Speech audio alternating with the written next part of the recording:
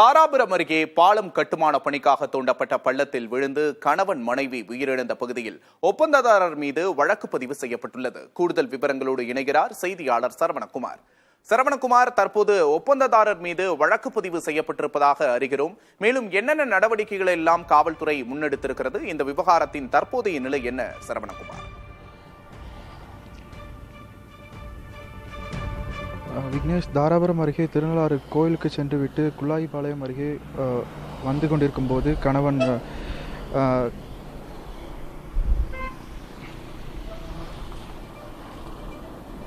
நாகராஜ் மற்றும் ஆனந்தி 2 பேர் உயிரிழந்தனர். இவர்களது 13 வயது குழந்தை தீக்ஷிதா எலும்பு முறிவு ஏற்பட்டு தனியார் மருத்துவமனையில் தற்போது சிகிச்சை பெற்று வருகிறார். நேற்று அவர் சம்பந்தப்பட்ட உரிய நடவடிக்கை எடுத்து அவர்கள் மீது வழக்கு பதிவு செய்ய வேண்டும் என அவர்கள் உறவினர்கள் கோரிக்கை வைத்தனர். அதனை முன்னெடுத்து காவல்துறையினர் அவர்கள் மீது வழக்கு பதிவு செய்யப்பட்டுள்ளனர். அஜாக்கிரதையாக காயம் மற்றும் உயிரிழப்பு ஏற்படுத்துதல், பொது இடத்தில் பாதுகாப்பு முறையில் பணி செய்து உயிரிழப்பு ஏற்படுத்தல், அரசுக்கு அவப்பேறு ஏற்படுத்தும் வகையில் நடந்து கொண்டு உள்ளிட்ட பிரிவுகளின் கீழ் அவர்கள் மீது வழக்கு பதிவு செய்யப்பட்டுள்ளது.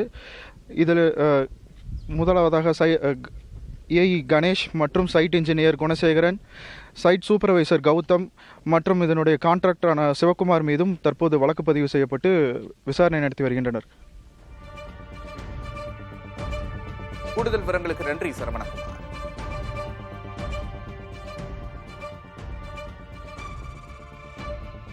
தாராபுரம் அருகே பாலம் கட்டுமான பணிக்காக தோண்டப்பட்ட பள்ளத்தில் விழுந்து கணவன் மனைவி உயிரிழந்தனர்.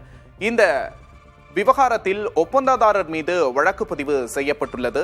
தற்போது அவர்களின் மகள் மருத்துவமனையில் பலத்த காயங்களோடு சிகிச்சை பெற்று வருகிறார்.